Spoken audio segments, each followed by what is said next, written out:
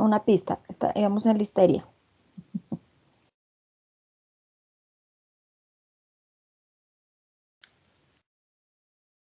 Y así el En parcial esa mañana parte, no me quiero imaginar. en epidemiología de esa listeria que está mostrando ahí. Yo no sé, no digo nada. Ustedes sabrán. Bueno, entonces retomando, así a grosso modo, pues hablábamos de la listeria que digamos que está como catalogada sobre todo como una enfermedad de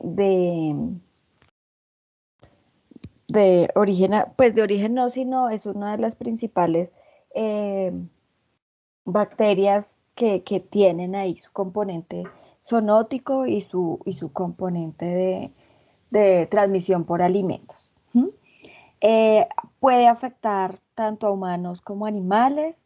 Dentro de los bovinos y ovinos, la cepa o la especie más afectada es la Ivanovi, perdón, y a nivel general y la que más tiene importancia en salud pública, por lo que les decía, la parte de alimentos y el componente zoonótico, pues es la Listeria monocytogenes. Esto es un bacilo gram positivo, no forma esporas, no tiene cápsula, eh, tiene flagelos perítricos y tiene una motilidad, que esto era una de las cosas que yo les decía que es como clave para interpretar, que su mayor motilidad, o sea, la forma de moverse, que uno la pueda evidenciar en el laboratorio, es a los 22 grados centígrados. Ella crece muy bien a los 37, pero entonces ella se va a empezar a mover mucho mejor a esa temperatura de 22. Vimos los componentes de la pared celular, que estos me van a ayudar a estimular o a inducir la respuesta proinflamatoria del huésped, y con su pared de peptidoglicano gigante, que por eso es gran positivo, entonces va a ayudar al anclaje de proteínas, y con diferentes factores de virulencia, pues van a ayudar a que cumplan como esa función de patogenicidad. Dentro de los factores de virulencia más importantes, pues están las adhesinas, que son los que van a ayudar a pegarla para que ella pueda invadir. Están las internalinas, que la van a ayudar, pues también como ayudar a las adhesinas para que ellas se peguen, pero pues también de cierta forma van a ayudar a que ellas puedan internarse dentro de la célula. Está la ACTA, que es la que le va a ayudar a ese movimiento intracelular, ayudado por la polimerización de la actina. ¿Sí? Y que le va a ayudar a ese trofismo o tropismo celular, que es como si es, o sea, como que va a reconocer ese receptor o ese sitio de entrada a la célula.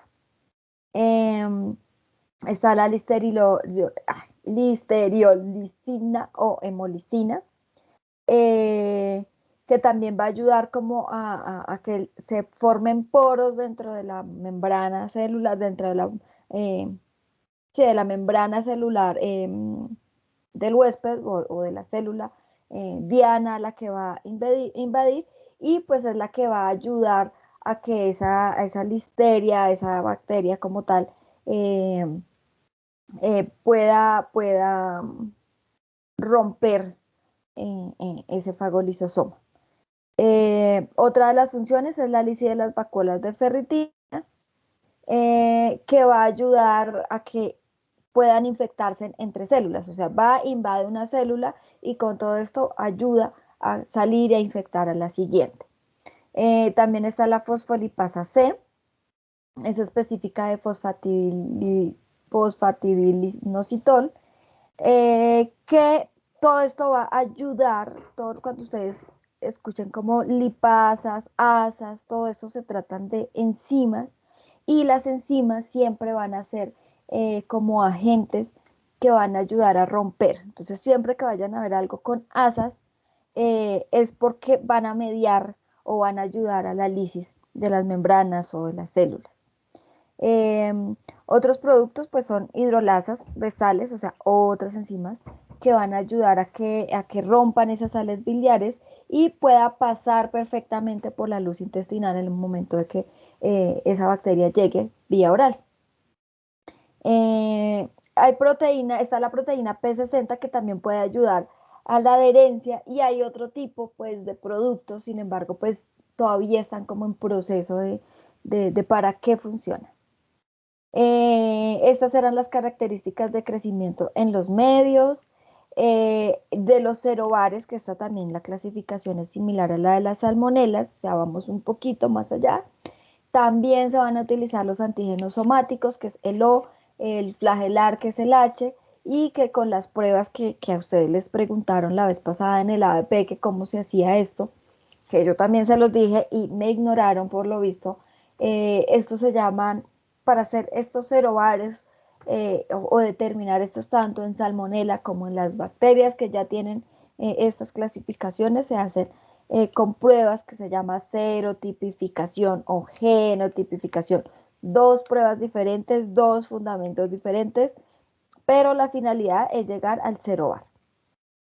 Eh, Obviamente esta ya se ha secuenciado completamente y pues digamos que gracias a esas secuencias se han podido identificar que siendo la misma especie eh, van a tener genes asociados a la virulencia o no en estos casos. Bueno, esta es la patogenia y la inmunogenicidad que ya la habíamos explicado. Estas son como a nivel general del proceso de inmunogenicidad. Entonces decíamos que teníamos dos tipos como de transmisión de la bacteria.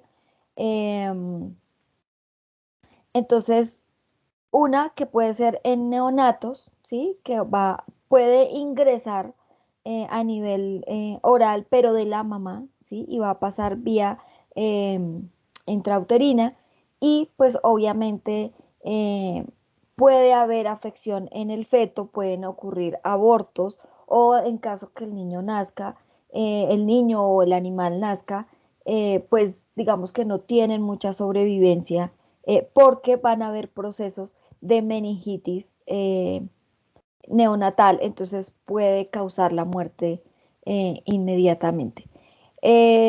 También, pues obviamente, y la forma más frecuente que era la ingestión por alimentos contaminados, y pues puede empezar por la parte gastrointestinal. Y cuando ya hablamos pues de procesos de inmunocompromiso, pues podemos empezar a afectar otros órganos, siendo también las meninges como un punto o cierta afinidad de la bacteria dentro de nuestro organismo. Entonces, lo que les decía, la mayor importancia pues va a ser la transmisión por alimentos. Esto se empezó como antes digamos que solamente era como la enfermedad del puerperio, ya hacia los 80 se empezó a ver que los alimentos estaban involucrados en esta transmisión, en este proceso y ya empezaron como a ponerle más cuidado a la comida, como a unos hábitos tanto de higiene como a procesos de microbiología de alimentos y todo esto, a tener un poco más de cuidado y un poco más de eh, eh, como pues verlos mejor, analizarlos y tener como mayor control en este tipo de procesos. Aún todavía en el INVIMA uno va a ver y pues se siguen reportando un montón de casos acá en Colombia por este patógeno. Y pues obviamente si una mamá tiene, digamos, este tipo de contacto, pues realmente es un riesgo principalmente para ella y para sus niños. Obvio han mejorado cosas, lo que les decía, pues el- la pasteurización de la leche, los quesos, todo esto pues digamos que ha mejorado un poquito, entonces digamos que está como en ese proceso.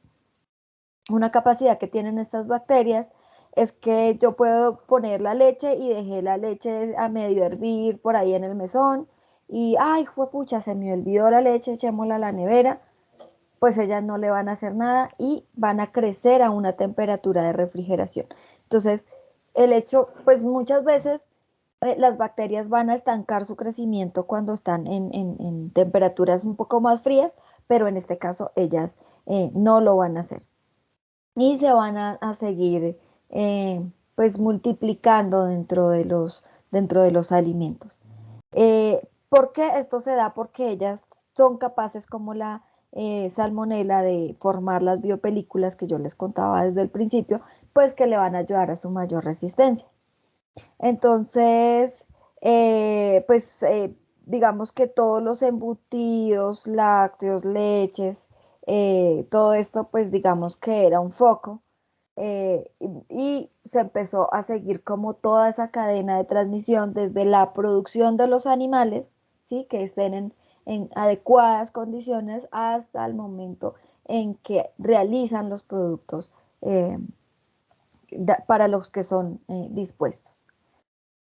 Esto es como a nivel general de los alimentos que son causantes o los que tienen su componente de transmisión por alimentos. Ya hemos visto la salmonelosis, está la listeriosis. Entonces, pues como pueden ver acá en la imagen, realmente cualquier cosa puede estar contaminada. Em, la inmunidad está mediada por los linfocitos TSD4 y TSD8. Yo no sé si ustedes lo han visto, pero pues son unos tipos de linfocitos T. ¿m? Generalmente este es más para intracelulares. em, y los neutrófilos van a ayudar a lisar estas células infectadas y pues va a haber también una estimulación o una activación de citoquinas eh, eh, como para ayudar a mediar este proceso de infección.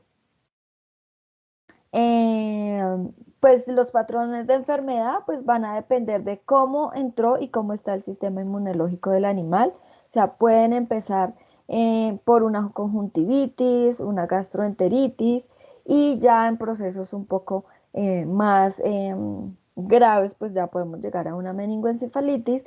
En caso de hembras, eh, digamos, van a tener abortos recurrentes. Pues digamos que ahí va a tener como esas diferencias. Dentro de los signos de las meningoencefalitis o de las septicemias, pues va a haber signos obviamente nerviosos, depresión, anorexias, van a tender a girar en alguna dirección la cabeza por el dolor y la presión que van a sentir, digamos que en las meninges. Entonces, la cabeza va a quedar así tipo tullido, ¿sí? Como no se pueden mover del mismo dolor o van a lograr como girar un poco la cabeza y quedarse así como cuando uno le duele algo, que uno se queda, por ejemplo, cuando le da uno tortícolis, que se queda totalmente quieto porque sabe que si, o sea, le duele al girar. Más o menos estas evidencias siempre se van a presentar en algunas meningitis, meningoencefalitis, porque hay una infección, hay dolor, entonces van a presentar como esa rigidez. Puede presentarse parálisis eh, unilateral del nervio facial, entonces van a quedar como medio chuecos ahí, un lado no se les va a mover. Eh, y puede presentar queratoconjuntivitis bilateral. Entonces, digamos que básicamente son signos nerviosos como mucha otra patología. En abortos, estos abortos, el problema es que tienden a ser tardíos, o sea, casi que cuando ya está por poco para dar a luz, entonces puede empezarse o pueden presentarse en este tipo de abortos. Y lo que les decía, en caso, por ejemplo, de nacer, pues van a nacer realmente muy mal y no van a tener como una probabilidad de supervivencia mayor. ¿M? Pero pues adicional hay que tener control sobre la mamá, sobre la vaca, sobre la oveja, porque puede producirse procesos de infección a nivel placentario. Entonces, pues para ella también puede ser un proceso, eh, digamos que grave. Las conjuntivitis no tienen nada que ver con los abortos, se relacionan más como con alimentos y están es como ahí y yo creo que es más como a nivel de contacto, están comiendo y lo que yo les decía, son partículas que no se ven, entonces pueden estar como en cualquier aerosol, no se dan cuenta y pueden estar cayendo hacia nivel ocular y presentar esa infección. En las mastitis, las infecciones son un poco más localizadas, o sea, van a estar, digamos que justo en determinado pezón, eh, pero el problema de esto es que son subclínicas, o sea, no va a haber como como una evidencia del signo. Entonces, digamos que estas características de las infecciones subclínicas se convierten en un problema porque nada, o sea, el enemigo hay que conocerlo para poderlo eliminar. Entonces, como no se conoce, entonces pues puede infectar a los terneros, puede infectar al resto de la población y termina una subestimación de estos casos y pues a largo plazo pues podemos empezar como a, a tener problemas en la transmisión de la leche y en casos zoonóticos, obviamente por la leche para los terneros. Digamos que si está por ahí y hay más vacas, pues digamos que se puede convertir en un problema sin control. Dentro de los laboratorios, pues tenemos lo de siempre, que en el informe todos me llegaron a la mitad, la mayoría. Entonces, ¿qué se hace? Se los voy a decir en resumen. Llega la muestra, bueno, de ahí para allá ustedes son los encargados, ya se lo saben. Llega la muestra, le voy a hacer un gram, le voy a hacer un cultivo bacteriano, agar sangre, agar chocolate por si las moscas. Probablemente no me va a crecer en agar maconque, entonces me va a crecer en agar sangre. Cojo esas colonias que me están creciendo y empiezo a hacer mis pruebas bioquímicas y de acuerdo con esas pruebas bioquímicas voy a decir es Listeria monocitones en este caso particularmente. Lo mismo va a pasar con esta y con muchas. ¿Qué tejido voy a utilizar acá? Entonces, digamos que si es a nivel de ternero, el meconio es una buena muestra. Si tengo procesos nerviosos de meningoencefalitis, pues si yo veo al animal que tiene como su cabeza rígida y su cuello y así súper eh, con esa parte nerviosa, pues voy a tomar líquido cefalorraquídeo. Un líquido cefalorraquídeo debe ser más claro que el agua, no debe haber absolutamente nada, pero donde yo vea una célula o una bacteria, pues ahí ya tenemos un proceso.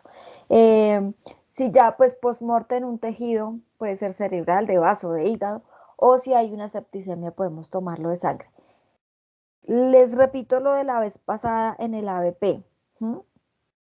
El agar sangre es una prueba in vitro, una prueba de laboratorio, donde yo utilizo un medio de cultivo compacto, un con agar, que me va a dar esa consistencia gelatina, de gelatina durita y se llama agar sangre porque está modificada, está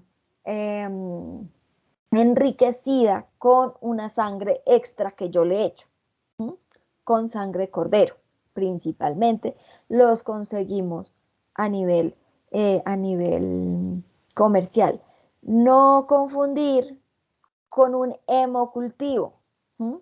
Hemocultivo es el cultivo de sangre, pero la sangre no se cultiva en esos que yo les dije. Ella tiene otro proceso y uno lo toma directamente de la vena. Entonces, en vez de tener un tubito como los que yo les enseñaba la vez pasada, voy a tener, hagan de cuenta, como una botella. Bueno, ahorita se los muestro, les mando una fotico del hemocultivo. Ese es un medio líquido, va a 37, pero se tiene que estar moviendo, tiene anticoagulantes pues para que mi sangre no se me coagule, y en caso de que haya alguna infección en la sangre, una septicemia, van a crecer. Entonces ahorita les voy a mandar, porque si ese día, pues yo nunca les hablé del hemocultivo y no pensé, o sea, no, como que no pensé ahí que tuvieran esa confusión. Pero entonces ahorita, para que lo tengan presente y no vuelvan a poner en sus ABPs que un cultivo de sangre, de la sangre, ¿no? O sea, una cosa es agar sangre y se va a llamar por siempre agar sangre, ¿m? Es un cultivo para todos los microorganismos, todas las bacterias, y hemocultivo, que es donde yo voy a cultivar mi sangre, o sea, la de mi paciente, que es el que yo le voy a hacer este análisis. El cultivo pues depende de los signos y las lesiones, pero lo que les digo, pues generalmente, si a mí me mandan un líquido cefalorraquídeo, lo primero que va a hacer es un gram, un cultivo, para que tengan presente que esa es la finalidad del diagnóstico, dar un nombre y un apellido de quién me está causando la patología. Hay pruebas adicionales, acá, sacar sangre de carnero, pero no se dejen confundir. Esto es un agar sangre común y corriente. Acá se va a poner un poquito con condiciones de CO2 para que crezcan de una mejor manera. Y esta es una prueba que se hace a los 22 grados. Y se acuerdan que yo alguna vez les mostraba eh, la prueba de motilidad, que en listeria digamos que es una de las más usadas. ¿Alcanzan a ver esto que les encerré ahí? Sí, profe. Entonces, acá se ve el pinchazo, entonces uno con una asa recta, ¿sí?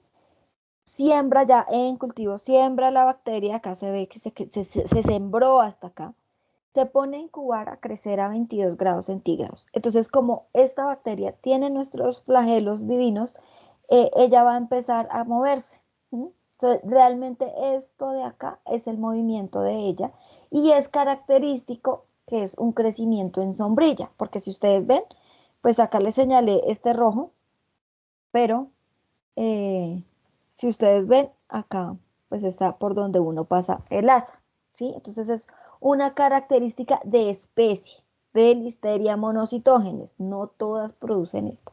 Entonces es una de las pruebas que uno hace para la identificación. O puede utilizar otro tipo de medios selectivos que yo me imagino que ustedes súper juiciosos vieron en esas presentaciones de todos los que yo les presenté. Pero en general uno lo hace, digamos que muy a manera de esto. Ya si necesita como un dato exacto, pues esta digamos que es como la prueba más importante para la listeria monocitógenes. Estas son las otras pruebas bioquímicas que hacemos, que yo ya les he hablado. Entonces, por ejemplo, en esta vamos a tener esta, la producción de ácido, pues se van a medir estos dos. Y esto es una prueba de CAM que uno lo utiliza para Staphylococcus aureus también. Y pues esto era lo que yo les decía, como presente, ausente, presente. Estas entre paréntesis como puede o no puede presentarse, negativo. ¿Mm? Eso es interpretación de laboratorio. No los voy a atormentar, era como a nivel general para que ustedes se lleven como una idea eh, de lo que uno hace con estas pruebas. Bueno, otra de las cosas importantes de esto, por ahora, hay alguna susceptibilidad de todos estos eh, antibióticos. ¿Sí? Entonces, pues la penicilina generalmente se da como a estos gram positivos. Obviamente estos ya son de más amplio espectro. Uno empieza, pues ustedes siempre que vayan a medicar van a empezar con el menor espectro, ¿sí? Para no generar resistencia. Pero tiene una alta resistencia a estos antibióticos.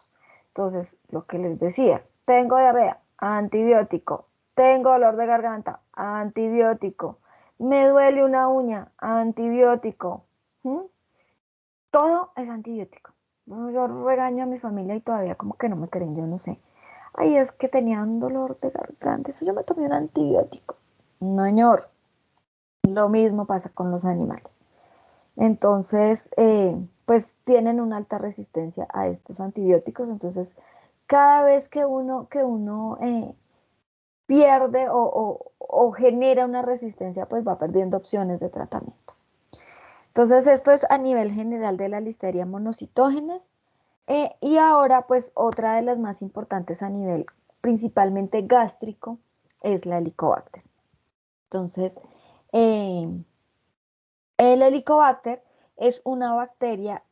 ¿Se acuerdan de las formas que nosotros hablamos al principio, que yo los he molestado?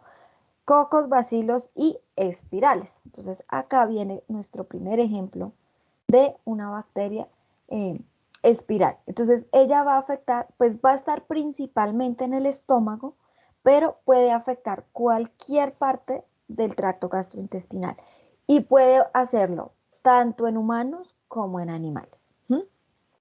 Entonces, como está acá ubicada, pues, ¿qué es lo que va a producir? Una enfermedad a nivel gástrico, ¿sí? Hacia los años 80 más o menos, se empezó a aislar como por primera vez el Helicobacter pylori. Pylori es la especie. Esto se aisló en humanos. Entonces, como hacia los 80 se empezó a hablar de Helicobacter y pues el pylori porque fue de ahí de donde lo sacaron, ¿sí? De este tejido o de este órgano. Y se dieron cuenta que empezaban a causar como esas inflamaciones, eh, y se dieron cuenta pues que este estaba como diferente de todos los demás y decidieron nombrarlo como Helicobacter pylori. Entonces, ¿qué es lo que pasa con este Helicobacter? En los humanos se va a presentar gastritis persistente y una úlcera péptica. Digamos que epidemiológicamente se considera o se estima que hacia más del 50% de la población tiene o tenemos esta bacteria, ¿sí? Que es la que nos produce. Todos sufrimos como una de mis males más grandes, hablo por mí, Magda Beltrán, es la gastritis. Y eliminar esta vaina es durísimo. Entonces, obviamente, pues la gastritis no solamente es por esto, puede ser por cualquier cosa y gastritis es una laceración a nivel estomacal. Entonces, la mía pudo haber sido por otra cosa o quizás puede ser por esta. Entonces, va a causar esa inflamación en el estómago, esa irritación y puede llegar eh, a úlceras pépticas, que es digamos que el proceso como más crónico, o sea, como de mayor tiempo en los humanos. Y además, pues todavía digamos que siguen estudios, se ha asociado muchísimo a esta bacteria con el desarrollo de adenocarcinoma gástrico, ¿sí? Con ese cáncer ahí de estómago, digamos que tiene como cierta asociación, se han visto, digamos que todavía no se tiene la certeza, no tiene helicobacter y fijo el adenocarcinoma o el linfoma, sí, que son ya como procesos un poquito más cancerígenos, pero sí se ha asociado bastante con esta bacteria. Ya hacia tiempito después ya se empezó a ver eh, el helicobacter no solamente en humanos, sino en otras especies de animales. Entonces, se aisló prácticamente a nivel general, o sea, silvestres, domésticos, primates no humanos, de producción. Ya digamos que cada uno presentaba como una patología similar. Y además del tracto oral y gastrointestinal en animales, puede afectar el hígado. ¿Mm? Entonces es como otra de las posibilidades que tienen estos helicobacter en animales. Además puede producir signos, como ya les dije, de gastritis, que es ese dolor y esa inflamación gástrica, pero también se ha asociado con cáncer, pero puede ser asintomático, pues un animalito no está que, ay, tengo reflujo, pues realmente ellos no lo van a hacer y pueden pasar por asintomáticos. Pero pues el problema es que sí puede haber ese paso zoonótico entre animal humano. Entonces, digamos que puede ser una de las posibilidades. Hay dos grupos como caracterizados de esos helicobacter, SPP, o sea, de cualquiera de ellos.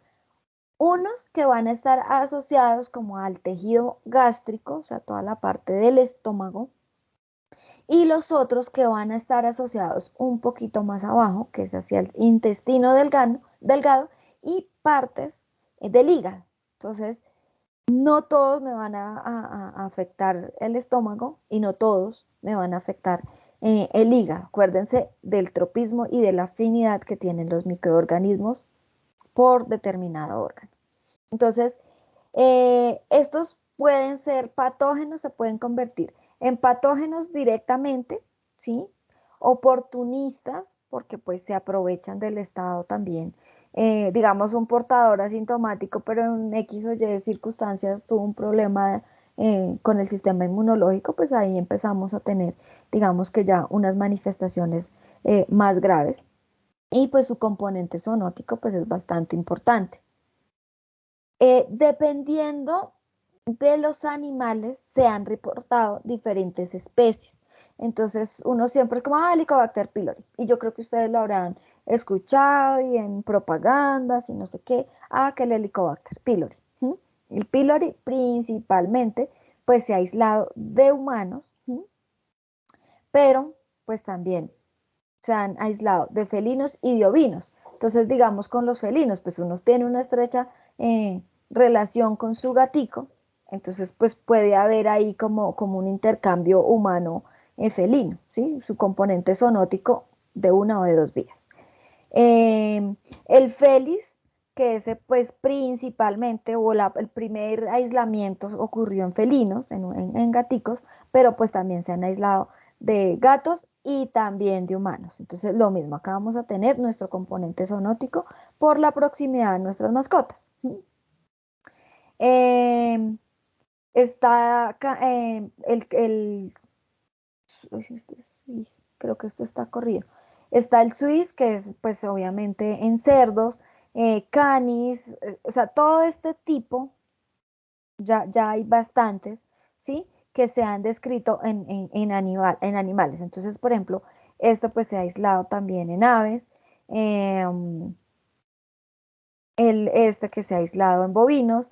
Casi todos tienen como su nombre o su especie debido como a ese huésped que en los primeros que se han reportado, ¿sí?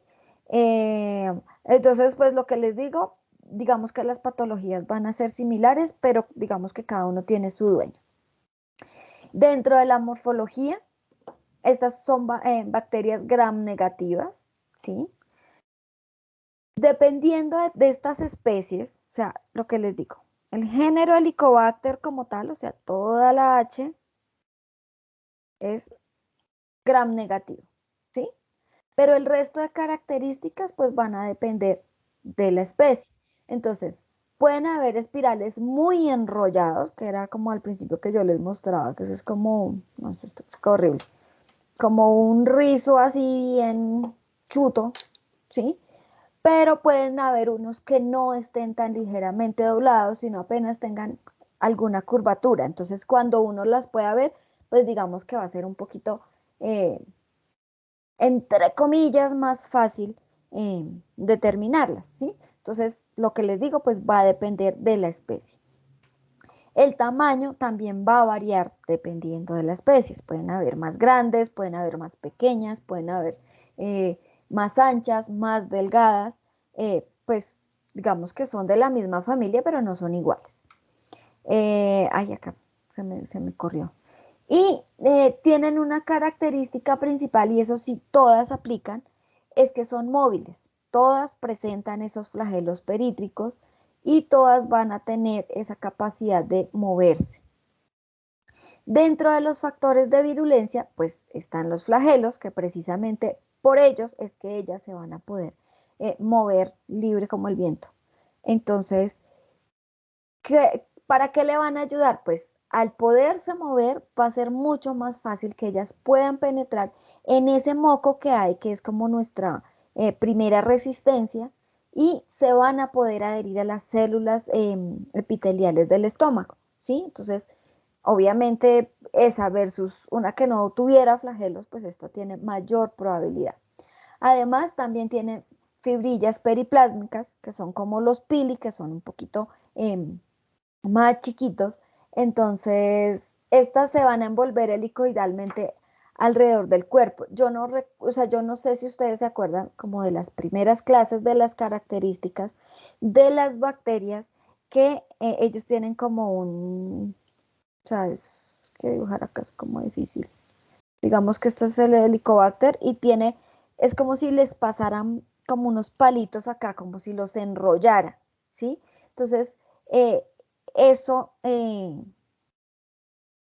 ayuda al flagelo, ¿sí? Como para que se pueda mover mejor. Pues imagínense con todas estas estructuras va a volar, o sea, súper veloz. Entonces va a ayudar también a la motilidad. No todas las especies lo presentan. En este caso se ha visto en Helicobacter felis y en Helicobacter vilis, ¿sí? Entonces, obviamente los que lo tienen, pues van a tener como mayor virulencia o mayor, ¿cómo se podría decir? Como contagio eh, para poder realizar como su proceso infeccioso. La ureasa, digamos que ay, se me fue. Oye, se me fue mi, ya. La ureasa, es un componente muy importante como factor de virulencia de esta bacteria. ¿Qué pasa con la ureasa? Acuérdense, asa, enzima rompe o convierte. Entonces, ¿qué va a hacer la ureasa? Hidroliza la urea a amonio, o sea, va a romper las moléculas de urea y las va a convertir en amonio y en carbono. Estos son procesos químicos. ¿Y qué va a pasar? Que este amonio es el que me ayuda a neutralizar ese ácido del estómago. O sea, no es que, ay, yo soy feliz y vivo en el ácido, comiendo limón a toda hora. Ureasa, que lo que va a ayudar es que ese ácido que yo tengo en el estómago, entonces ella me va a ayudar a que haya esa conversión, ese proceso químico, y pues va a neutralizar ese ácido y vive feliz. Entonces esto es lo que permite que ella pueda vivir en esos ambientes. Obviamente imagínense el ácido del estómago, ¿sí? Entonces ella puede vivir ahí perfectamente, es su casa, es su palacio. Además, esta ureasa pues también está asociada a la inflamación, que es lo que más se presenta pues en esa gastritis. Otro de los factores son las adhesinas, que estas adhesinas van a ayudar a adherir, como su nombre lo indica, a las células gastrointestinales, del tejido gastrointestinal. Estas, digamos que las tienen, pues son muchas de las bacterias que las tienen precisamente para que se puedan pegar. De estas se han descrito dos subunidades que son la A, la SAP-A y la BAP-A. La SAP-A es la unión a ácido ciálico y la BAP-A es a la unión del antígeno de grupo sanguíneo, ¿sí? Entonces, digamos que se va a pegar o un lado o del otro, ¿sí? Para poderse mantener ahí. Otro de los componentes de los factores de virulencia está el lipopolisacárido. ¿Se acuerdan que no todas tenían ese lipopolisacárido o que ese lipopolisacárido estaba en más o menos proporción dependiendo las bacterias? Entonces, este lipopolisacárido, pues lipo de grasa, es ese componente lipídico. Siempre que una bacteria pues tenga como ese componente de grasa, pues digamos que por un lado me va a estimular un poco el sistema inmunológico y por el otro va a ser como el causante de esa toxicidad, ¿sí? De la bacteria como tal. Entonces, la longitud de la cadena, de esta cadena, ¿se acuerdan cuando hacíamos el dibujo de las paredes y todo esto? Entonces, esa longitud de esa cadena lateral, ¿qué es lo que va a hacer? Ella, digamos que va a interferir con la respuesta inmunológica de la célula huésped. Entonces, acuérdense de todo el llamado de la célula infectada con todo el proceso de interleuquinas, de complemento, de toda esa cascada inmunológica. Entonces, ella como que va a ser como el escudo ahí para que el complemento, este complemento, estoy hablando del sistema inmunológico, no les haga nada, sino que puedan estar ahí tranquilamente. Eh, Además, van a inducir esa liberación de las citoquinas proinflamatorias. Por eso es que siempre van a estar como asociados esas inflamaciones tan crónicas en esta infección. Y asociado también a procesos de adhesión. Entonces, realmente es uno de los componentes que les ayuda para todo. O sea, por un lado, pues digamos que es tóxico, por el otro es bloqueo, sirve de escudo para bloquear el componente, por el otro ayuda a la liberación de esas inflamaciones como para, y ella se queda, en vez de ayudar como a matarla, ella lo va a utilizar a su favor y también está asociado a procesos de adhesión. Otro de los factores es la isla de patogenicidad. Estas islas son como, como bloques específicos, ¿sí? De genes que me pueden ayudar a determinadas funciones. Entonces, este gen está asociado a la citotoxicidad, o sea, la ruptura de esa célula, al daño celular. Entonces, por cuestiones, digamos, genéticas de reordenamiento en todos sus genes y de todos estos procesos, entonces ella va a hacer que haya un reordenamiento de la actina de las células como para que no se puedan mover y así puedan infectar a a las demás células. ¿Mm? Otro es la citotoxina vacuolante. Esta citotoxina va a ayudar a la colonización y a la persistencia de la barrera. Entonces, pues se quedó ahí y permaneció ahí, de ahí no la van a mover. Eh, en esa parte, pues obviamente en el tejido gástrico. Y también va a ayudar junto con el lipopolisacárido a estimular la respuesta inflamatoria. La otra es la toxina de distensión citoletal. Esta se ha observado en estas especies y lo que va a ayudar esta toxina es que va a detener el ciclo celular de las células eucariotas. Entonces no va a haber una multiplicación, va a terminar, es como desgastando de a poquitos. De todos estos factores, digamos que hay unos que los tienen todos, pero hay unos que van a depender de la especie. Por eso es que hay unas especies que se van a considerar un poco más virulentas, van a causar un poco más de daños en algunas que, que, que otros, ¿sí? Y pues digamos que puede que algunas no las tengan o sencillamente no se hayan estudiado. Esto digamos que es como el bacilo, si ustedes pueden ver, eh, esta era la curvita que yo les decía, este no es tan curvo, y estos son los flagelos que ellos tienen, ¿sí? Más o menos tienen 4 flagelos, todas los tienen, todas las especies en este caso, y pues obviamente ellas viven ahí muy felices en el estómago. Dentro de la ecología, pues los principales sitios donde se puedan ubicar, pues son lo que les decía, el tracto gastrointestinal, pero también el hígado y el conducto biliar, ¿sí? Dependiendo como de la especie. Las especies de Helicobacter gástrico van a ocupar esa capa de moco que hay ahí y digamos que van a penetrar ahí y se van a quedar ahí fijas, ahí se van a pegar, entonces van a estar hacia el lado de ese epitelio. ¿Sí? La transmisión, pues si estamos hablando de nivel gastrointestinal, pues nuestra transmisión va a ser orofecal.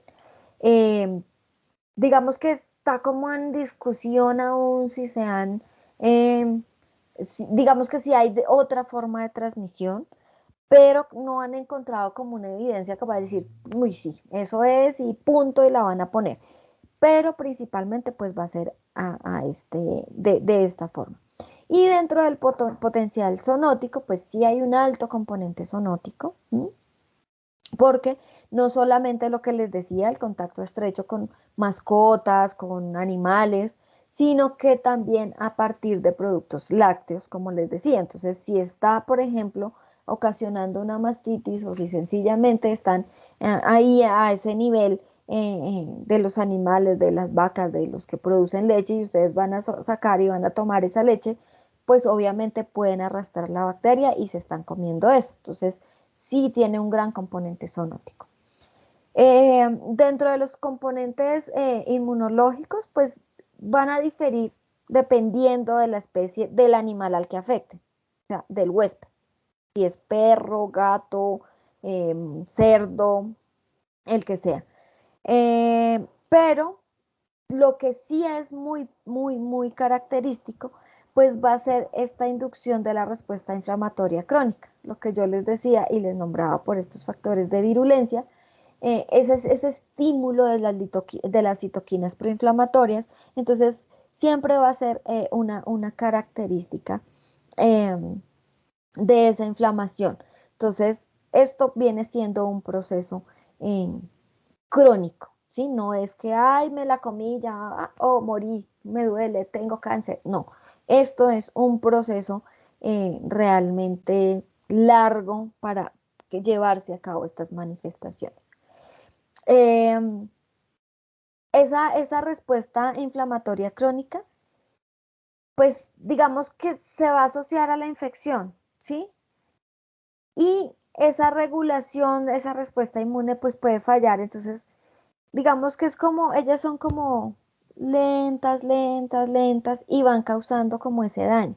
Entonces, termina como lo que yo les decía, y me imagino que ya a estas alturas, ya en inmunología ya lo saben, que cuando se prende la respuesta inmune, cuando una célula la prenden, tienen que haber otras que la apaguen, si no, pues vamos a tener daños.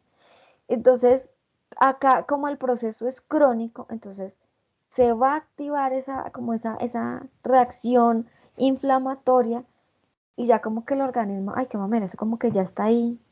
Yo ya no respondo más, eso como que ya es normal. Entonces yo como que termino acomodándome ahí, resignándome, y pues el sistema inmunológico como que queda ahí, como que, bueno, mire a ver qué va a hacer.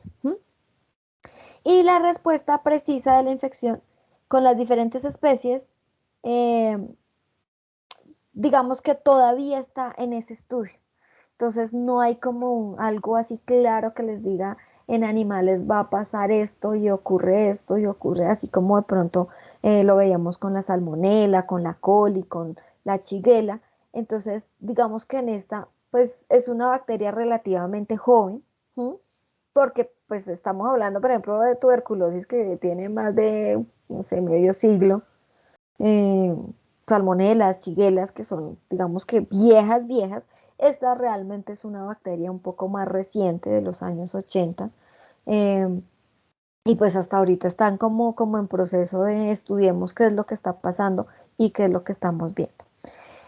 El diagnóstico, pues principalmente se hace con endoscopia, pero la endoscopia no me va a ver no me va a indicar o no me va a mostrar la bacteria. La endoscopia me va a ayudar a ver las lesiones, pero lo que les decía, una lesión, una gastritis, una úlcera péptica, eso sí yo lo voy a ver, pero pues no sé la causa. Entonces, ¿qué se va a hacer adicional a la endoscopia? Se va a tomar una biopsia, para hacer un estudio citológico o histológico.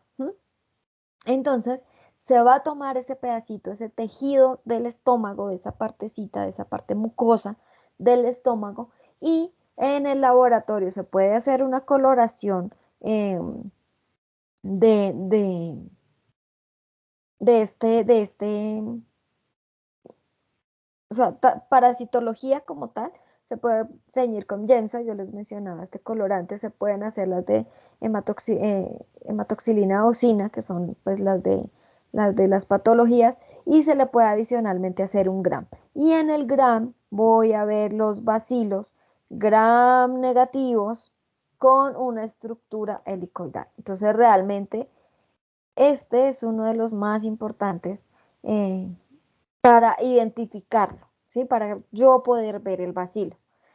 Y otra prueba que se hace, que es comercial, que es en ese tejido que uno corta directamente, uno va a aplicar un reactivo, ¿sí? Que va eh, ¿cómo se dice? Sí, se me fue la palabra exacta. O sea, va a reaccionar con esa ureasa, ¿sí? En el tejido gástrico. O sea, es como para ver si tiene esa ureasa, lo que yo les decía. Entonces uno aplica ese reactivo y se va a ver eh, como ese Alka-Seltzer, como, ay, bueno, lo que hace ese o el peróxido, esas burbujas que hace. Entonces uno dice, ah, positivo, quiere decir que sí está esta ureasa, entonces sí hay bacterias acá. Adicionalmente, pues se puede hacer de manera indirecta cuando estamos hablando de anticuerpos. Y pues ahorita digamos que todo, prácticamente uno todo lo está confirmando por métodos moleculares, ¿sí? Con la determinación de algún gen. La vez pasada se me olvidó corregirle, si no estoy mal, a Laura, que hablaron de la PCR. El equipo no se llama termorreciclador, se llama termociclador. Quiere decir que cicla, que hace ciclos de un proceso, en este caso ciclos térmicos, ¿sí? Entonces no es termorreciclador, sino termociclador, para que tengan eh, presente.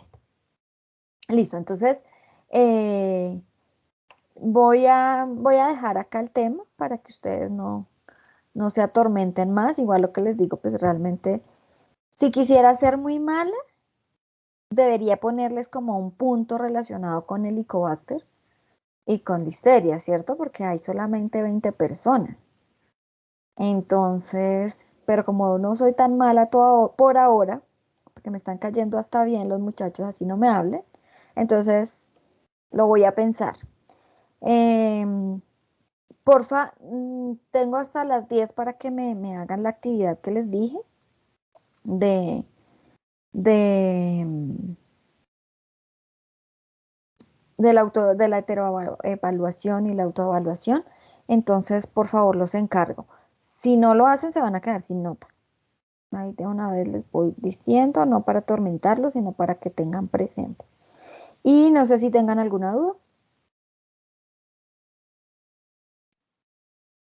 Por mi parte no, profe.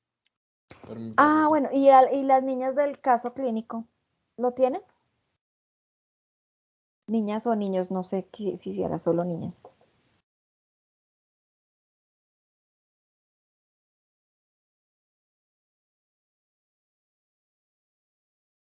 ¿No? Sí, profe, de la listeria, pero dame un momento y ya te compartimos pantalla. Listo, dale. Pues lo vamos a hacer solamente lo que les dije ayer, un solo grupito como para no, pues prefiero demorarme un poquito más, pero que esté muy completo a tener un montón ahí a medias. ¿Listo? Entonces de ahora en adelante pues va a ser un solo caso del patógeno que ustedes escojan y, y que bien, bien bonito. Listo, profe, dale un momentito, es que sí.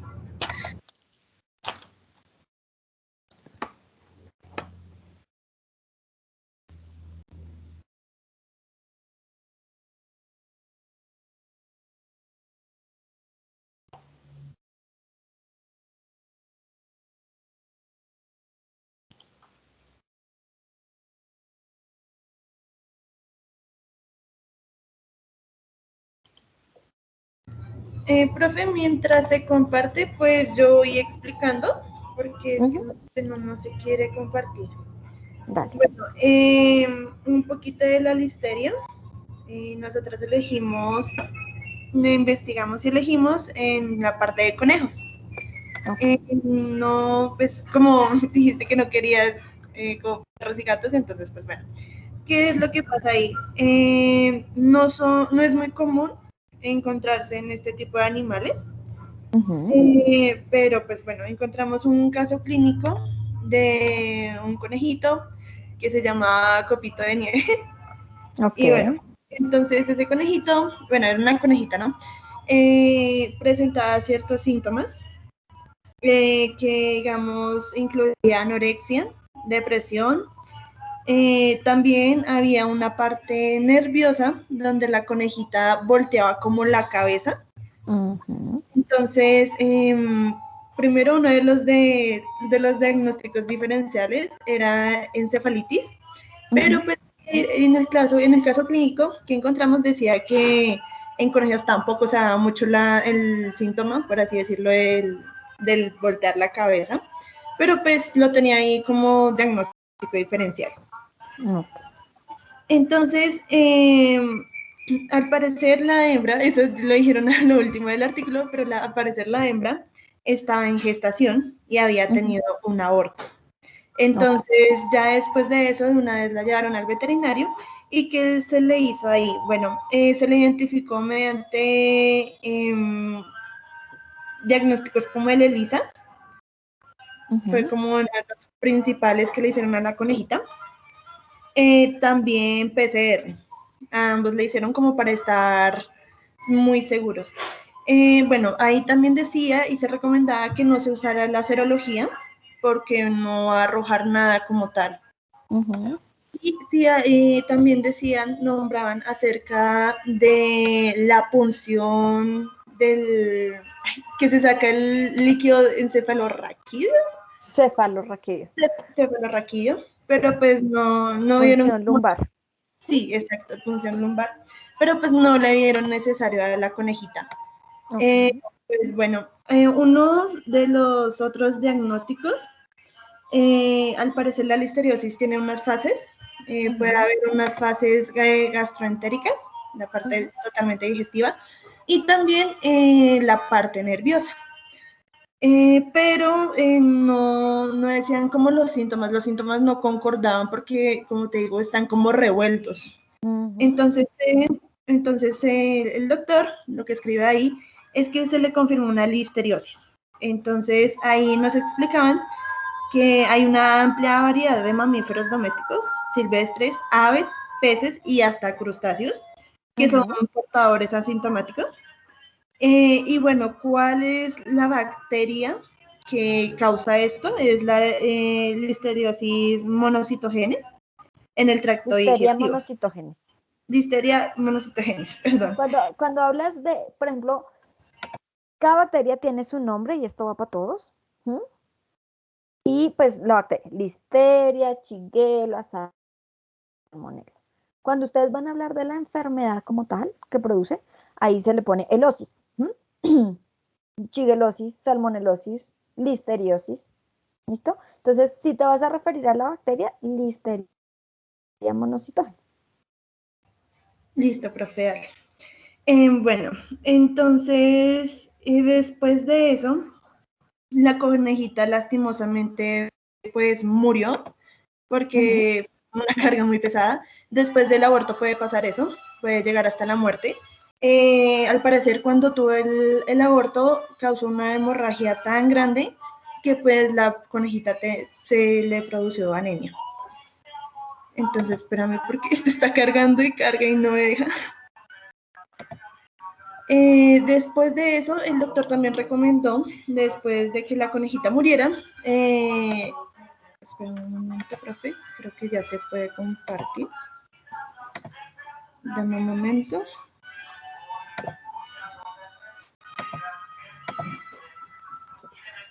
Me avisa si ahí está compartiendo pantalla, profe. Sí, ya te vi.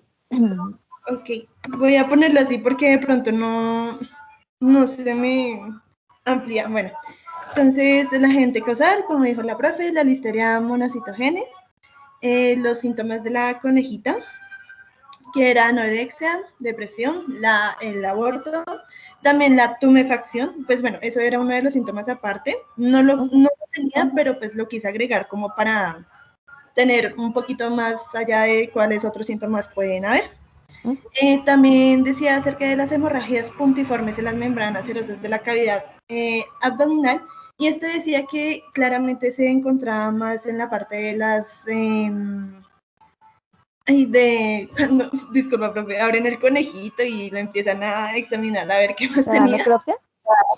Sí, de la necropsia. Es que se me olvida. Bueno, Los entonces, veré haciendo necropsia. Sí. Entonces, bueno, en la etapa crónica, trastornos motores, eso era otro de los signos, que los conejitos están así quietos y de un momento a otro se le mueve una patita para el lado. y así no es frecuente, pero sí se le mueve al lado, entonces la conejita sí tenía eso también. Lo de la cabeza torcida, los movimientos involuntarios, lo de las patitas, lo de la encefalitis, que también era pues uno de los diagnósticos, y bueno, la muerte de la conejita. Entonces la transmisión es ingestión e inhalación de la bacteria. Al parecer el dueño de la conejita había comprado unas verduras pues para darle su zanahoria y todo. Esta estaba contaminada porque en el artículo decía que el dueño reporta que simplemente llegó del mercado, le partió la zanahoria a la conejita y se la dio. Y después de eso empezó a tener estos síntomas. Entonces, como ya lo mencioné, se puede identificar en los tejidos utilizando diversos métodos comerciales de identificación rápida, bases de pruebas bioquímicas y reacciones enzimáticas. Bueno, esta conejita se trató con antibióticos pues, especializados para la listeria, pero pues era tan fuerte que no sobrevivió y el antibiótico prácticamente, la listeria hizo resistencia de pues al punto de llegar que la conejita haya muerto. Entonces, ¿cuál sería una de las prevenciones que el médico ahí menciona en el artículo? Dice que la limpieza del sitio donde está el animal, se debe mantener la carne cruda separada de las verduras, los alimentos cocinados y los alimentos listos para comer. Al parecer el dueño era un cochino porque mezclaba absolutamente todo para la conejita y era como que, bueno, ahí está la carne y lo que necesita la conejita y se lo revolvió absolutamente todo. Entonces, pues la parte de bioseguridad alimentaria es muy importante. Dice que también vigilancia sanitaria y aislamiento de los animales infectados. El doctor ahí decía que como eran muy pocos casos de conejos, aún así se debe tener como una sala o una habitación especializada para ellos, porque se puede transmitir muy fácil.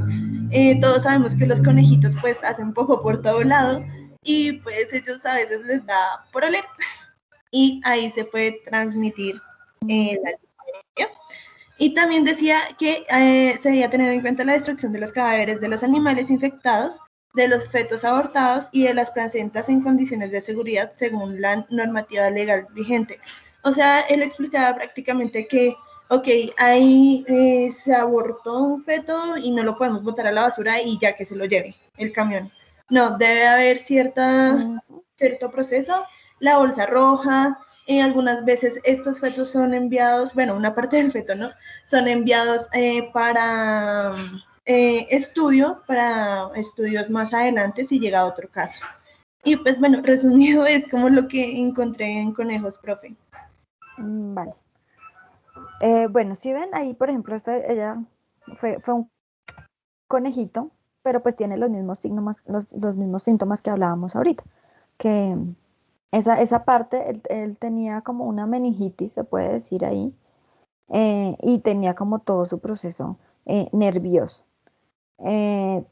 Entonces, traducción del diagnóstico fue lo que yo les dije ahorita, o sea, hacer el proceso, que eso es lo que yo quiero que a ustedes les quede claro, así lo lean en otros términos, pero realmente es la identificación por grado, cultivo e identificación. ¿Listo? Para llegar a decir que es Listeria monocytogenes.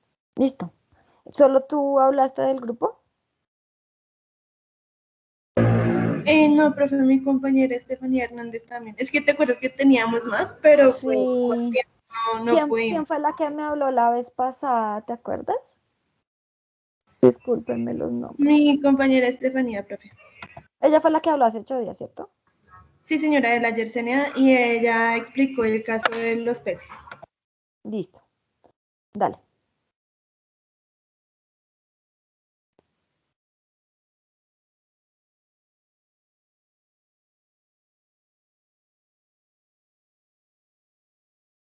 Bueno, estas se las perdono porque ya los tenía, pero entonces para la próxima, solamente un grupo, o sea, solamente un caso, listo, de todo el grupo. Listo, profe, dale, gracias. ¿Quién sigue?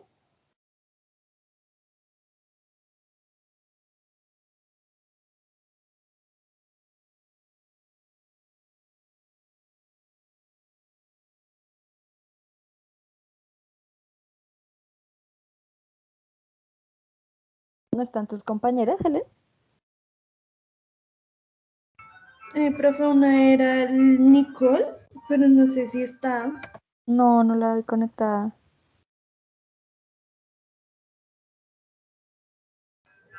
La otra era mi compañera Laura Cuevas, pero se le fue la luz en la casa. Ok. Vamos a hacer una cosa. O sea, yo sé que cada una ya buscó y para que tú les transmitas a ellas. Cada una buscó su caso y todo. Lo que te digo no está a juicio y definitivamente muy buena gente porque por mí, quiz. No mentiras. Eh, que se reúnan todas ellas y me hagan solamente un caso, porque es que si no, no podemos hacer los otros, ¿vale? Y lo exponen en la otra clase. ¿Te parece? ¿De cualquiera de las bacterias o...? De las que hemos visto. O sea, pues bueno, ya tú expusiste Listeria y Estefanía expuso Yersinia. Sí, Entonces, de señor. las que hemos visto, escojan una, o como cada una ya tiene su caso, que cada una, o sea, que escojan uno, el mejor, el más completo, y las tres me exponen solamente un caso. ¿Listo? Listo, profe, dale. Listo. Entonces, los dejo, muchachos, para que puedan estudiar, porque sé que tienen bastantico mañana, creo que mañana será un día un poco pesado. Entonces, espero que todos saquen 5, que allá sí respondan, no como a mí que no me responden. Entonces, que en el papel no sean tan tímidos. ¿Listo? Nos Sí. vemos. ¿Te puedo preguntar algo de clases pasadas? Dime. Mm, es que en la detención, si el Nielsen, esa no me quedó muy clara, ¿me podrías como decir? Ah, bueno, listo. A mí me encantan las preguntas de Laura, porque yo sé que es la duda de muchos y la única que se atreve a hablar es ella. Bueno, entonces la tinción de Sil-Nielsen es otro tipo de tinción. No se vayan a confundir porque uno sí tiene colorantes en común, que en este caso la fuchina. Pero, ¿qué me va a ayudar esta tinción? Básicamente, hay bacterias que se llaman ácido alcohol resistentes. ¿Mm? ¿Por qué se llaman ácido alcohol resistentes? Porque resulta que en su pared tiene ácidos micólicos. ¿Mm? Esos ácidos micólicos, ¿qué son? Hagan de cuenta una cera, como una parafina y muy fuerte. Entonces, hace que, por un lado, la bacteria sea más resistente a nivel, digamos que metabólico, pero digamos que de técnica que uno lo utiliza, es que ellas van a resistir la decoloración. Entonces, yo les explicaba.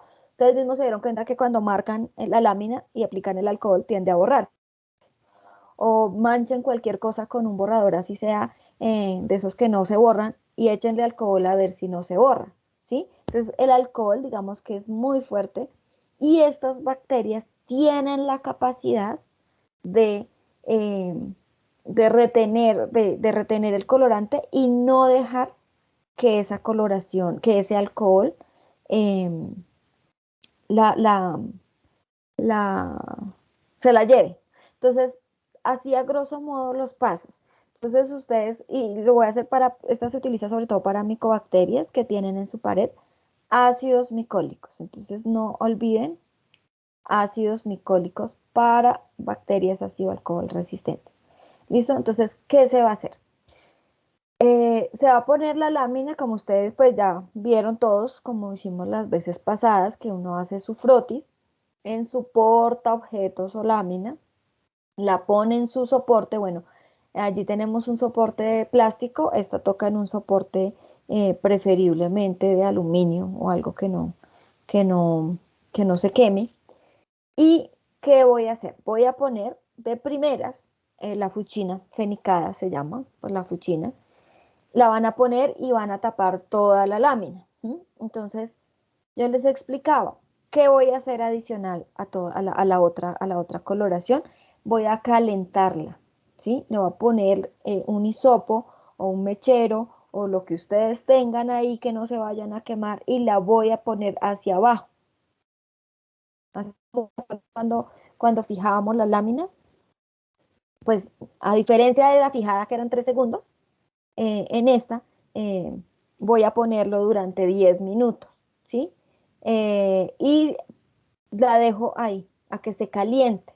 ¿Cuál es la finalidad de que se caliente? No que se hierva. Si ustedes ven que empieza a hervir, obviamente le bajan porque si no van a chamuscar todo.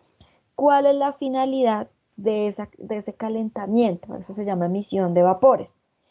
Que como esos ácidos micólicos son como una cera, ¿qué pasa cuando ustedes encienden, por ejemplo, una veladora o algo así? ¿Mm? Se derriten, ¿cierto? Eso mismo va a pasar. Ustedes van a calentar esa coloración con esas bacterias que hay ahí y esos ácidos micólicos es como si se derritieran, se van a derretir ahí. Entonces, al derretirse, ¿mm? Cuando, como yo tengo el colorante, pues eh, ese, las bacterias van a tomar ese colorante. Entonces, prendan una velita y agréguenle un colorante, a ver cómo le queda en la vela. Entonces, una vela blanca y póngale un colorante rojo. Pues la vela va a tomar ese color, ¿sí? Lo va a retener. Pero como después ustedes la van a lavar y la van a enfriar, cuando se enfría esa vela, pues otra vez va a quedar en su estado normal. Pero ¿qué pasó? Va a quedar roja, ¿sí? Se enfrió y quedó, pues en este caso, rosada, que es la fuchina, eh, y quedó atrapado ahí. ¿Sí? Entonces, cuando ustedes le agregan ese alcohol, por eso se llama ácido alcohol resistente, porque es alcohol ácido, alcohol con ácido clorhídrico, uno lo prepara o venden comerciales, pero son alcohol y ácido clorhídrico. Entonces, cuando ustedes apliquen ese alcohol, pues como ya la retuvo y ya la atrapó entre sus ácidos micólicos, eh, no se decoloró. ¿Mm? Entonces uno ve un frotis, digamos que una muestra de esputo para una micobacteria en tuberculosis, y pues obviamente en una muestra de esputo hay tanto bacterias de las floras normales, otro tipo de bacterias y además Mycobacterium si hay. Entonces, como las demás no tienen ese ácido micólico, puede que hayan tomado la fuchina, pero si yo le echo el alcohol ácido, pues se van a decolorar, ¿sí? Por eso se llaman ácido alcohol resistentes, porque van a resistir la decoloración con ese alcohol y es gracias a sus ácidos micólicos, ¿sí? Casi sin dibujitos no es tan chévere. Ah, listo, profe. Dale ya. Listo. ¿Algo más o alguien me iba a decir algo más?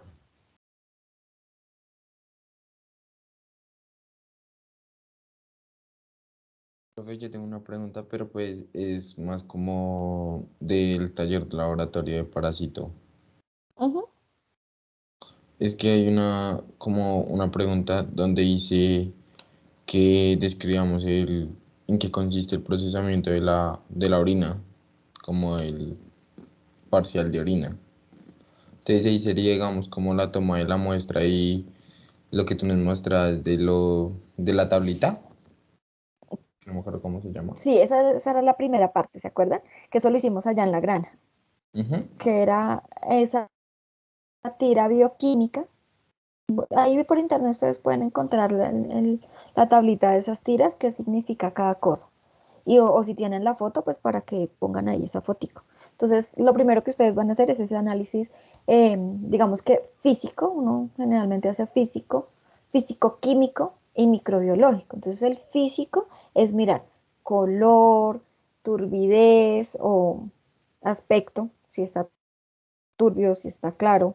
em, en la densidad, que eso se mide en la tirita, el pH, que se mide en la tirita también, o pues uno puede medirla con otra cinta, pero pues en la tira está el pH, y el resto de componentes bioquímicos que están ahí, que se acuerdan que yo les decía, por ejemplo, los nitritos, los leucocitos, pues me van a decir si hay bacterias, los leucocitos, los hematíes, las proteínas, o sea, eso es la parte em, físico-química. Y de la parte microbiológica, pues ahí, ¿qué vamos a hacer? Vamos a tomar digamos, 10 mililitros de la orina, sino que eso no lo hicimos, pues por lo que ya estaban viejitas y la verdad no se iba a ver nada, iban a estar era oliendo como malucas esas orinas.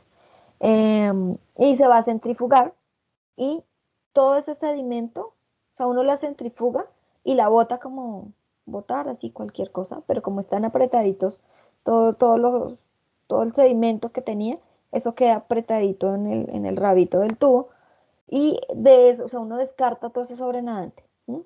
Y ese rabito, ahí quedan los sedimentos y uno pone entre lámina y laminilla y ahí puede ver las estructuras, si hay bacterias, si hay células, si hay cristales, pues todo lo que uno veía. Y por ejemplo, para el caso de parasitología, pues ayer vimos los parásitos geniturinarios, entonces ahí también se pueden ver.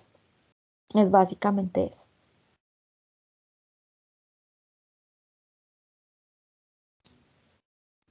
Ah, vale, profe. Es que tenía dudas sobre eso. Listo. Igual cualquier cosita me escriben. Vale, profe. ¿Algo más?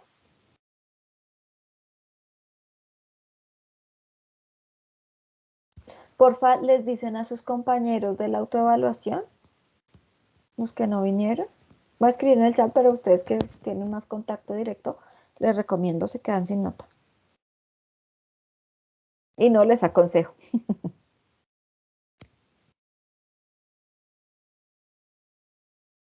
Listo, muchachos. Vale, profe, hay plazo hasta las 10, ¿sí?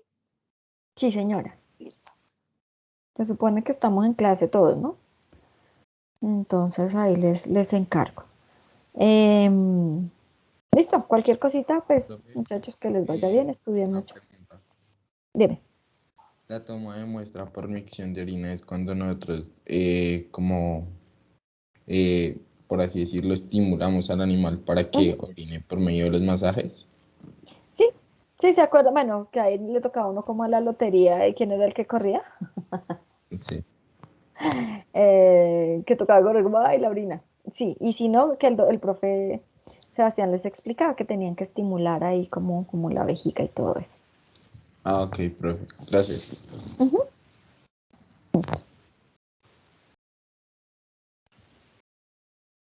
¿Listo? Entonces me salgo de la reunión, pero pues estoy pendiente de cualquier cosita. Bueno, profe, gracias. Vale, Bueno, profe, muchas gracias. Gracias, profe. Gracias, bueno, profe. bueno, Gracias, profe. ok.